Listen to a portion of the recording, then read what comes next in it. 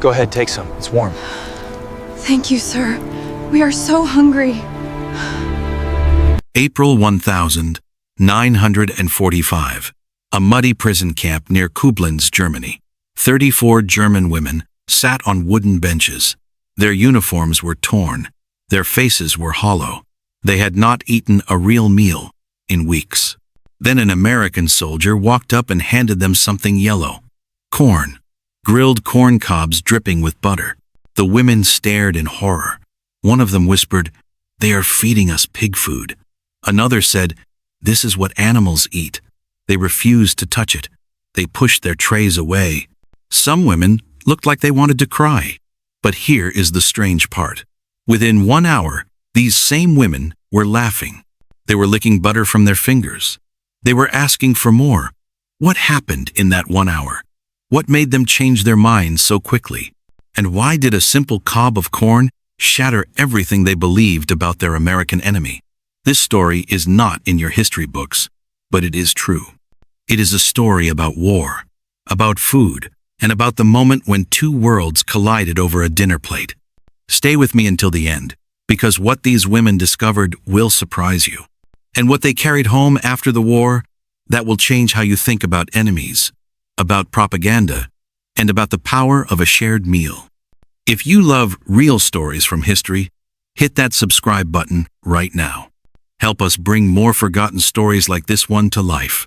Tap the like button to support this channel and watch until the very end, because the best part of this story is still coming. Now, let us go back to April 1945. The war was almost over. Germany was falling, and 34 women were about to learn that everything they believed was a lie. It all started with a cob of corn. The spring of 1945 did not arrive gently in Germany. It came with the grinding roar of Sherman tanks, the distant percussion of artillery barges, and the acrid stench of burning cities that hung in the air for miles. By March, the Western Allies had crossed the Rhine. By April, the Reich was hemorrhaging territory faster than its commanders could redraw their maps. And caught in the current of this collapse were thousands of women, not soldiers in the traditional sense, not combatants, but uniformed members of the German war machine nonetheless, Luftwaffe communications auxiliaries, Wehrmacht telephone operators, anti-aircraft battery helpers, military nurses, and administrative clerks. Women who had signed up or been conscripted to free men for the front lines. Women who had believed, many of them, that they would never see the enemy face to face. By April 1945, an estimated 500,000 German women were serving in military auxiliary roles across the Reich. Of these, approximately 12,000 to 15,000 would be captured by American forces in the war's final weeks. Annalise Brenny was one of them, 23 years old, a signals auxiliary stationed near Cologne. She had spent the war routing communications through a switchboard in a concrete bunker that smelled of copper wiring and stale cigarette smoke. She had never fired a weapon. She had never seen a dead body until the bombing raids began. On April 7th, her unit received orders to retreat eastward. By April 9th, those orders were meaningless. American infantry had encircled their position. Annalise and 33 other women surrendered in a muddy farmyard, their hands raised, their gray-blue auxiliary uniforms splattered with the filth of roads they had walked for 3 days straight. "I thought they would shoot us," she would later recall in a 1987 interview with the German oral history project Stimmen des Generation. "That is what we had been told, that the Americans were barbarians, that they would not spare women. They were not shot." Instead, a young American sergeant with a drawing accent she could not place, Staff Sergeant Virgil Thibodeau, Caucasian from Lafayette, Louisiana, gestured for them to sit beside a hedgerow while his men secured the farmhouse. He offered them water from his own canteen. Annalise noticed his hands were steady, his voice calm. There was no malice in his eyes. The paradox struck her immediately. This was the enemy. This soft-spoken man who smelled of tobacco and machine oil, who handed out cantons as if they were guests rather than prisoners. Elsewhere across the collapsing front, similar scenes unfolded. Wald Pfeiffer, Troy to her friends, was captured near Aachen, a sharp-tongued telephone operator from Berlin. She had spent the final weeks of the war convinced that surrender meant execution. When American soldiers instead handed her a blanket and a tin cup of coffee, she wept. She could not understand it. Alfred Lateran, 19 years old, an anti-aircraft helper who had spent months cranking rangefinders while bombers droned overhead, was captured outside Frankfurt. She weighed barely 980 pounds. She had not eaten a full meal in 11 days. When the Americans loaded her onto a truck bound for a transit camp, she was too weak to climb the tailgate. A black American soldier, technician 5th grade Woodrow Pettigrew, lifted her up as gently as if she were his own sister. I did not know what to feel, Alfred later wrote in a letter to her niece decades after the war. Gratitude, shame. I had been taught to hate these people, and here one was carrying me. The women were transported to temporary processing camps, former Wehrmacht barracks, requisition schools, fenced compounds in liberated towns. The camps were crowded, chaotic, and smelled of rain-soaked canvas and disinfectant. But they were not death camps. They were not starvation camps. They were holding facilities run by an army that had supply lines stretching back across the Atlantic Ocean, and those supply lines carried things the German women had not seen in years. Coffee, sugar, flour, powdered eggs, tinned meat, and corn. Bright golden American corn. The women did not know it yet, but what awaited them at the American field kitchens would challenge everything they had been taught about their captives and about themselves. The German women had no idea what fed them. They saw only the end result. Hot meals served 3 times a day. Fresh bread, real coffee, not the bitter acorn substitutes they had choked down for years. Meat that was not horse meat or mystery rations, stamped with codes they could not read. But behind every meal was a machine so vast, so powerful, that it reshaped modern warfare itself. The United States military supply system in 1945 was the largest logistical operation in human history. Every day, American forces in Europe consumed 800,000 tons of supplies, food, fuel, ammunition, medicine, clothing, all of it shipped across the Atlantic, unloaded at ports in France and Belgium, then trucked or trained hundreds of miles to the front lines. By April 1945, the U.S. Army operated more than 240,000 trucks in Europe alone. The famous Red Bull Express, a convoy system that ran day and night, moved 12,500 tons of supplies every 24 hours at its peak, and prisoners of war were fed from the same kitchens as American soldiers. This was not kindness. It was doctrine. The Geneva Convention required it. But more than that, General Dwight Eisenhower understood something his enemies did not. Well-fed prisoners did not riot. They did not attempt mass escapes. They did not spread typhus or dysentery through overcrowded camps. Feeding prisoners was strategic. It was efficient, and it sent a message. Corporal Empt Lindqvist, a Swedish-American supply clerk from Minnesota, wrote home to his wife in late April 1945. His letter, preserved in the Minnesota Historical Society archives, described the scene at a transit camp near Koblenz. "We unloaded 6 truckloads of rations today. Canned beef, powdered milk, flour, coffee, sugar, and 200 crates of Iowa corn. The German prisoners stared like we had delivered gold bars. One of their officers asked me if this was food for the guards. I told him, 'No, it's for everyone.' He did not believe me. The field kitchens operated like assembly lines. Private First Class Lester Szymanski, a Nebraska farm boy assigned to the 3rd Armored Division's mess unit, worked 14-hour shifts.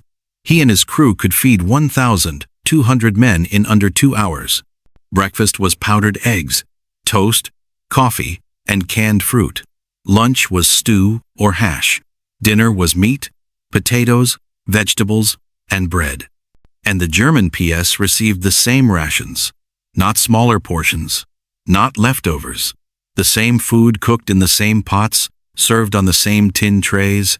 For women like Renate Stahlberg, a military nurse who had spent the final year of the war treating wounded soldiers in hospitals with no morphine, no bandages, and no heat. The abundance was impossible to process. She had watched men die from infected wounds because there was no penicillin. She had boiled and reused surgical thread until it frayed. She had scrubbed bloodstains from her only uniform in freezing water because there were no replacements. And now, sitting on a bench in an American POW camp, she was handed a metal tray with beef stew, white bread, canned peaches, and coffee with real sugar. She stared at it. "I thought it was a trick," she admitted in a 1979 interview with a German documentary crew. "I thought they were showing us this food to humiliate us before taking it away." But they did not take it away. Staff Sergeant Virgil Thibodeau walked the line of seated German women, a ladle in one hand, a cigarette tucked behind his ear. He ladled stew into bowls without comment, his movements practiced and calm. He had done this 1,000 times. To him it was routine. To the women it was a shock. Hanna Lorfner, a communications auxiliary in her early 30s, leaned toward Renard and whispered, "Do their soldiers eat like this every day?" Renard did not answer. She did not know. But the evidence was everywhere. The American soldiers were tall, their uniforms fit properly, their faces were not hollow, their hands did not shake from hunger. The contrast was undeniable, and it was humiliating. These were the same soldiers German propaganda had mocked, as soft, as weak, as a mongrel nation incapable of discipline or sacrifice. Yet here they stood, well-fed and well-supplied, while the so-called master race sat in muddy camps, starving and defeated. The abundance itself became a weapon, not bullets or bombs, but butter and bread. The sheer scale of American production overwhelmed the senses. It dismantled certainty. It raised questions the women had been forbidden to ask. If America could feed its prisoners this well, what did that say about Germany's claims of superiority? If the enemy was this strong, this organized, this humane, what did that say about the war itself? O.T. Drexler, an administrative clerk who had once filed reports in a spotless Wehrmacht office in Munich, sat with her tray untouched. She had believed in the Reich. She had believed in the Frau's promises. She had believed Germany would win. Now she believed nothing. The food sat before her, steaming in the cool April air, and she understood for the first time that everything she had been told was a lie. What came next would make that realization even sharper. The next evening, the women lined up for dinner as they had the night before. The routine had become familiar. Stand in line, take a tray, move past the serving station, sit on the long wooden benches, eat in silence while American soldiers watched from a respectful distance. But tonight, something was different. As Anneliese Brenny reached the front of the line, she froze. On the serving table, piled high on metal trays, were dozens of bright yellow corn cobs. Each one was grilled, charred black in spots, glistening with melted butter. Steam rose from them in the cool evening air. The smell was sweet, smoky, rich, and Anneliese had no idea what she was looking at. Behind her, Wald Pfeiffer leaned forward to see what had caused the delay. When she saw the corn, her face twisted in confusion. "Was this?" she muttered. "What is that?" Private Delbert Martinelli, a cheerful Italian-American from Brooklyn, grinned and held up a cob. "Corn fresh off the grill. You're going to love it." He dropped 2 cobs onto Anneliese's tray with a pair of tongs. She stared down at them, bewildered. Walrod took her tray and moved down the line. When she sat down, she leaned toward Renate Stahlberg and whispered urgently, "They are feeding us Tierfutter, animal feed." The word spread through the group like wildfire. Tierfutter, Schweinfutter, Varoder, pig food, livestock feed. Alfred Aladiman looked at the corn on her tray and felt her stomach turn. She had grown up on a farm outside Dresden. She knew exactly what corn was. Her family had grown it every summer, not to eat, but to chop into silage and feed to the pigs and cattle. Corn was not human food. It was coarse. It was cheap. It was what you gave to animals when you had nothing better, and now the Americans were serving it to them as a meal. Hannelore Fnur held her cob by the very tip as if it might contaminate her fingers. She turned it slowly, inspecting the kernels, the charm marks, the melted fat dripping onto her tray. "Why are they doing this?" she whispered. "Are they mocking us?" Otterly Drexler, the former administrative clerk, shook her head slowly. Her voice was bitter. "They think we are animals. That is why." The cultural divide was absolute. In Germany, corn had been grown for centuries, but never as a food crop for people. It was called mice, and it was animal fodder. German farmers planted it, chopped it green, packed it into silos, and fed it to livestock through the winter. No respectable German family would sit down to eat corn. It was unthinkable, but in the United States, corn was a staple. By 1945, American farmers produced over 3 billion bushels of corn annually. Sweet corn, the kind meant for human consumption, was grilled at summer picnics, boiled at family dinners, served at state fairs and church socials. It was as American as apple pie. To a boy from Iowa or Nebraska, grilled corn was childhood. It was summer evenings and backyard barbecues. It was normal. To a woman from Berlin or Munich, it was livestock feed. Private Lester Szymanski, the Nebraska farm boy working the grill, noticed the women were not eating. They sat in rows on the benches, trays in front of them, corn untouched. He walked over to Staff Sergeant Thibodeau. "Sarge, they're not eating the corn." Thibodeau glanced over. He saw 34 women staring at their trays like they had been served poison. He chuckled. "They don't know what it is. Should I explain? Won't help. Show them." Lester grabbed a cob from the grill, walked to the nearest table, and stood in front of the women. He made eye contact with Anneliese, smiled broadly, and took an enormous bite. He chewed slowly, theatrically. Butter ran down his chin. He grinned. "See? It's good." The women did not move.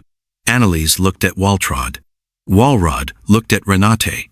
Renate looked at Hannelore. No one wanted to be first. Mechild Weidman, a former barracks supervisor in her late 30s, folded her arms across her chest.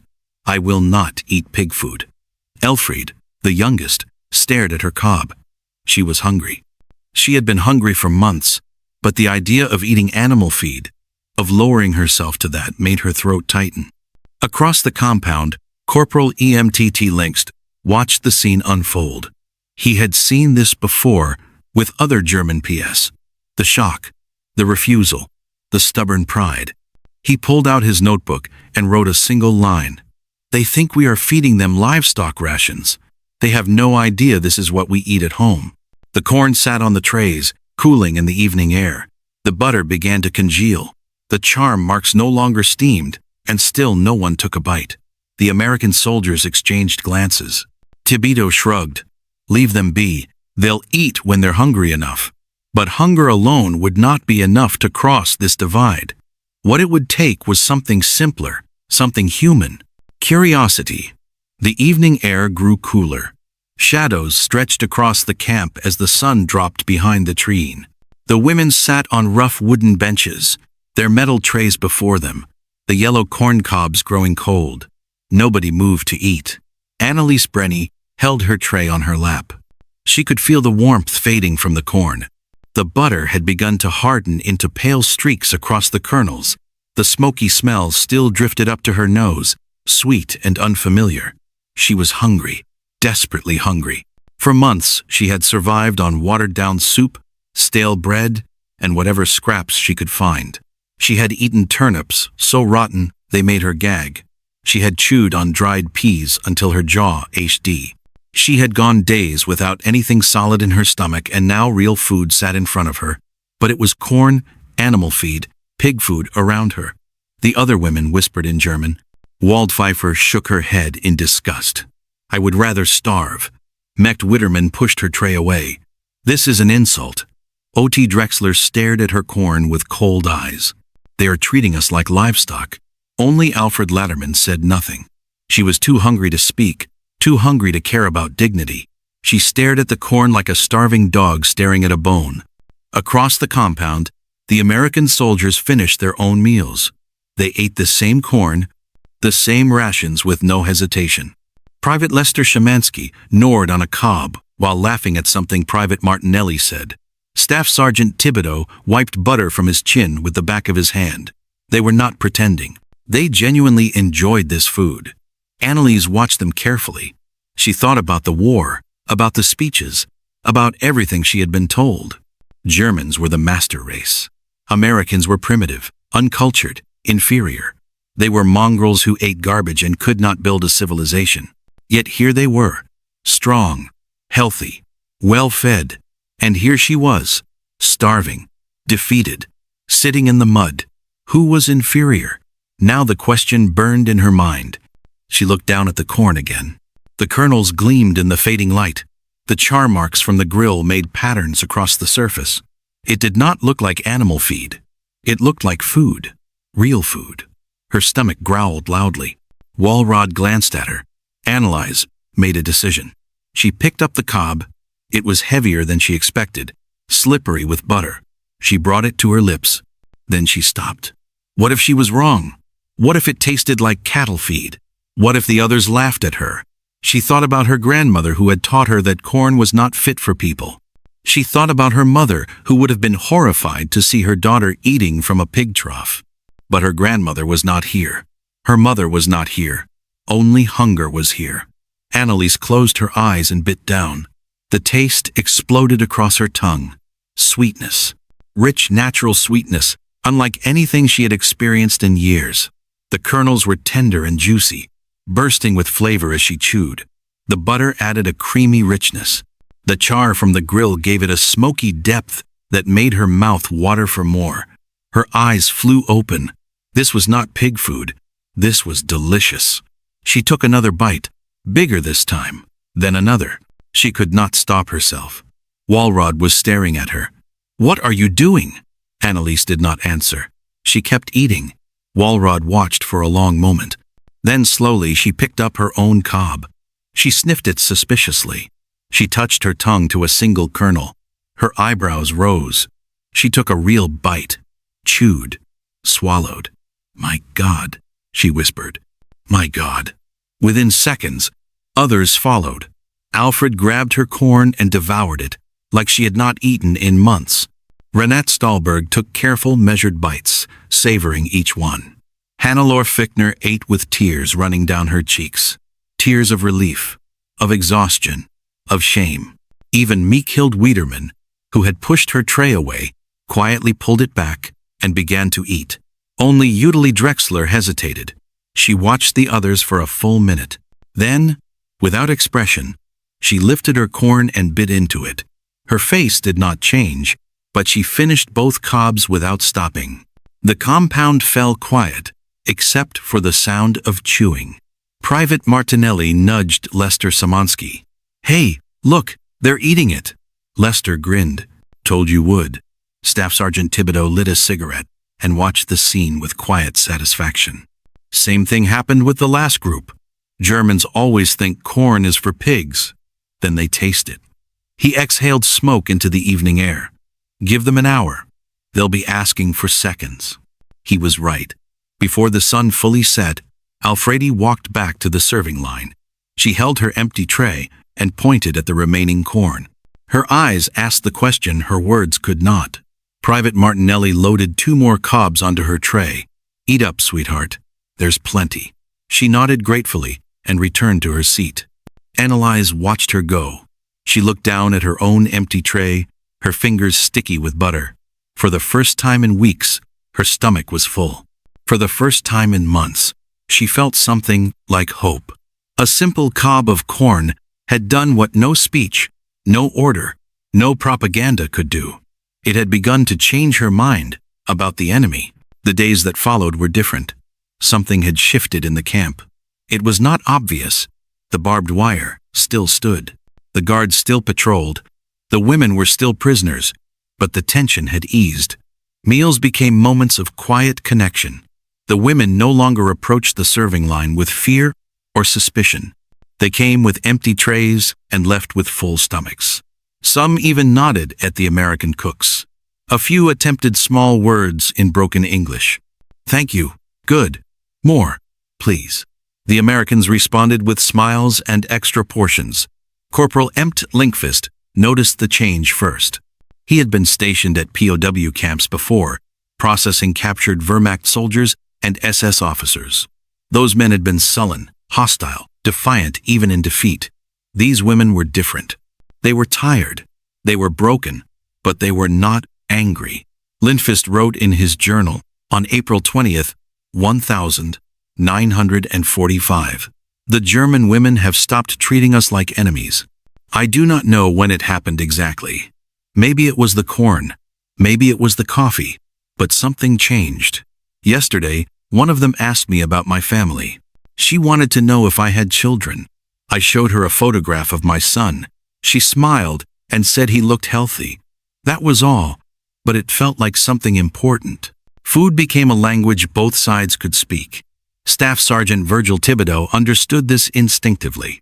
He had grown up in Louisiana, where meals were sacred. His mother had taught him that you could learn more about a person over a bowl of gumbo than through 100 conversations. He applied this wisdom to the camp. When new supplies arrived, he made sure the German women saw them being unloaded. Crates of vegetables, sacks of flour, tins of meat, bags of real coffee beans. He wanted them to understand that this abundance was not temporary. It was constant. It was American. One afternoon, Annalise Brainy approached the field kitchen during preparation time. She stood at a respectful distance watching Private Lester Szymanski work the grill. Lester noticed her and waved her closer.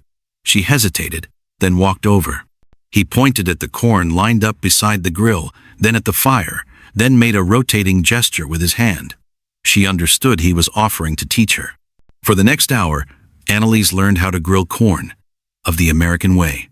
Lester showed her how to turn the cob slowly, how to watch for the kernels to blister, how to brush on butter at the right moment. She burned her first cob. Lester laughed and handed her another. By the third try, she had it right. When she bit into her own creation, she smiled. A real smile, unguarded and genuine. Lester grinned back. "See? Easy." She did not understand the word, but she understood the meaning.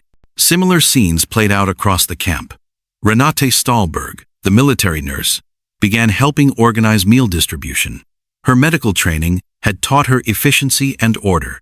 She brought those skills to the serving line, arranging trays, managing portions, keeping things moving smoothly. Staff Sergeant Thibodeau was impressed. Within a week, he had given her unofficial authority over the process. Mechthild Wiederman, the former barracks supervisor, took charge of cleanup. She organized the other women into work groups, assigning tasks, enforcing standards. The American cooks joked that she was stricter than their own officers. Private Martinelli called her the general behind her back. She pretended not to hear, but once Lindfist saw her almost smile. Walrod Pfeiffer discovered that Private Woodrow Pettigrew played harmonica. One evening after dinner, he sat on an empty crate and played a slow blues melody. The sound drifted across the camp, mournful and beautiful. Walrod listened from her bench. When he finished, she clapped softly. Pettigrew looked up, surprised. He nodded at her and played another song. After that, the evening concerts became routine. Women gathered near the kitchen tent after meals, listening quietly as Pettigrew played. Sometimes the American soldiers joined them. Sometimes everyone just sat in silence, sharing the music. For those few minutes, the war felt far away. Hannel Fichtner later wrote about these evenings in a letter to her daughter. Decades after the war ended, there was a black American soldier who played the harmonica. I did not know his name then. We were not supposed to speak to each other, but every night he played for us. Sad songs, beautiful songs.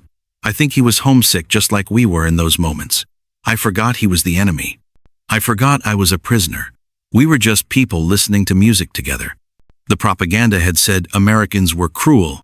The propaganda had said they were univilized.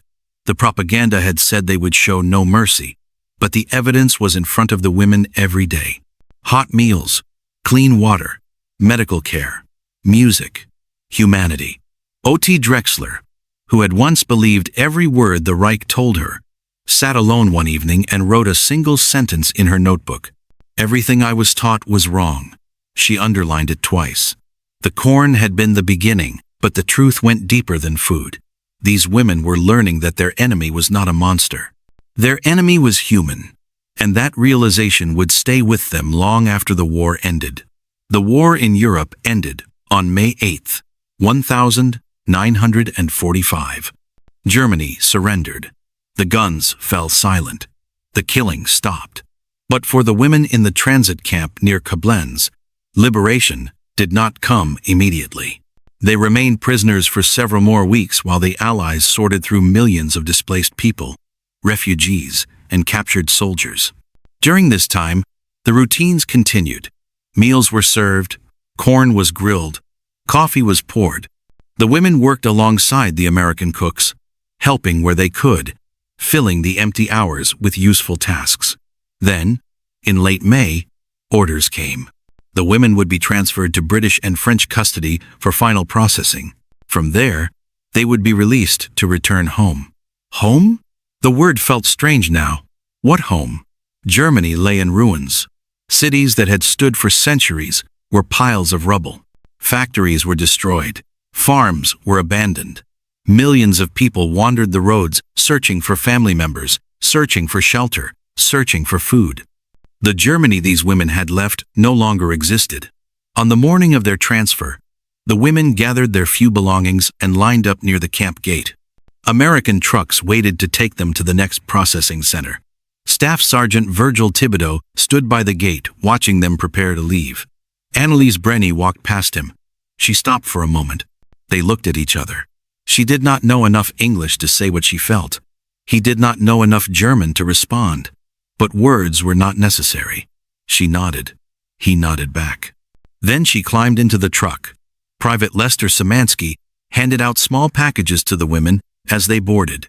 Each package contained a tin of meat, a chocolate bar, and 2 cobs of dried corn.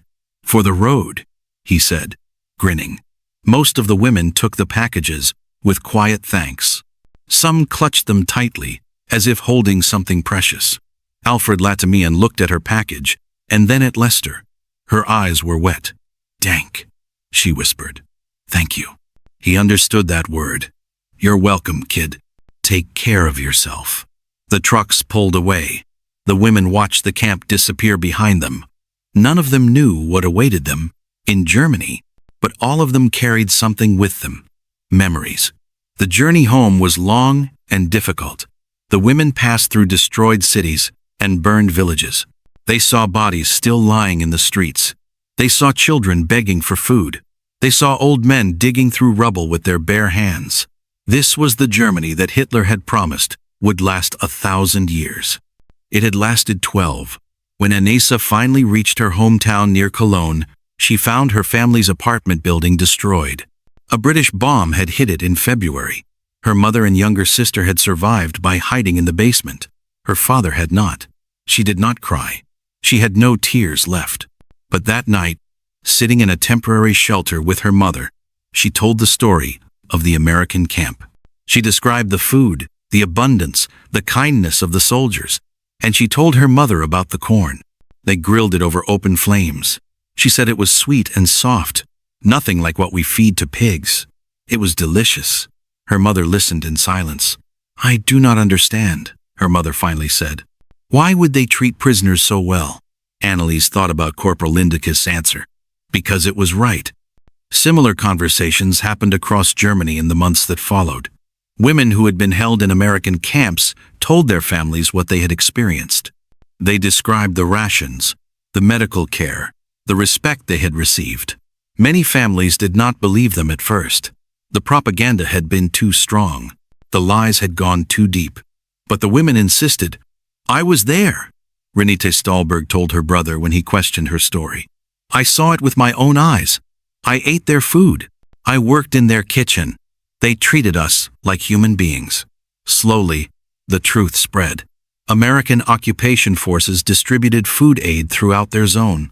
They brought in supplies, rebuilt infrastructure, and fed millions of starving Germans through the winter of 1945 to 46. The corn kept coming, and Germans began to eat it. By the 1952, sweet corn had become an accepted food in West Germany. Farmers began growing it for human consumption. Supermarkets stocked canned corn from America. Recipes appeared in German cookbooks. The change was slow, but it was real. In 1987, a German oral history project called Stimmenkreation interviewed elderly women about their wartime experiences. Several of them had been held in American POW camps. Almost all of them mentioned the corn. Anneliese Brenny-Sauer, now 75 years old, laughed when the interviewer asked about it. "We thought they were mocking us," she said. "We thought it was animal food. And then we tasted it." She paused, her eyes distant. That was the moment I knew we had been lied to. About everything. If they had lied about something as simple as corn, what else had they lied about? She smiled sadly. The answer, of course, was everything. The story of German power women and American corn is small in the vast history of World War II. It does not appear in most textbooks. It did not change the outcome of any battle, but it changed minds. It challenged beliefs. It planted seeds of understanding between enemies. Sometimes history turns on grand events, invasions, treaties, the fall of empires. But sometimes it turns on something smaller, a shared meal, a moment of kindness, a single bite of corn. In the end, America's greatest weapon was not its tanks or its bombers. It was its abundance and its willingness to share it even with those who had been taught to hate. The German women who were captured in 1945 expected cruelty. They received corn. They expected starvation. They received abundance. They expected monsters. They found men, tired, homesick men who shared their food without hesitation. This was not propaganda. This was reality. And it shattered everything these women believed about their enemy. Decades later, when they told their grandchildren about the war, many of them remembered the same moment. The bright yellow cobs, the melted butter, the shock of sweetness on their tongues. They had been taught that Americans were primitive. They learned that Americans were generous. They had been taught that corn was for animals. They learned that it was delicious. And in learning these small truths, they began to unlearn the great lies. Sometimes peace does not begin with treaties or surrenders. Sometimes it begins with something simpler, a shared meal, an open hand, a single bite of corn.